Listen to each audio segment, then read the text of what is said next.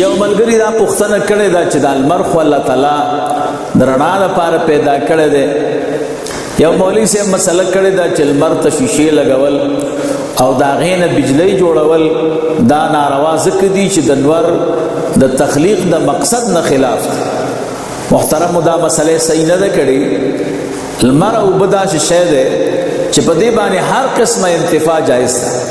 دې دپاره دا هدایه څلورم جلد هدایت صفحه چې وګورئ څلورم جلد او صفحه دا 482 فصول فی مسائل الشرب دی کې لیکلي دي والانتفاع بماء البحر كالانتفاع بالشمس والقمر والهواء فلا يمنع من الانتفاع به على اي وجه شاء.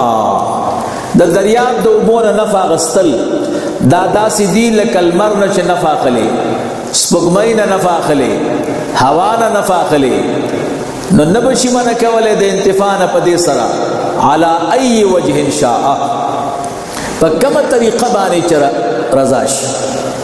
نو دا عام حکم دی. که څوک شیشې لمر ته لګوي روا دي. دې کې بله مسله حل شوه.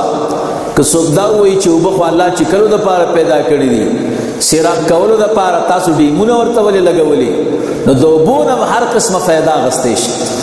یو سړی دا وایي چې دا پکې لګېدلي دي او موږ ته هوا کوي، هوا ورو ده، پکې سره تیزیږي، د هغې جواب هم په دې کې وشو.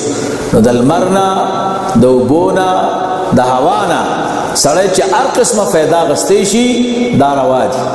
دا هدایه څلورم جلد صفحه دا 482.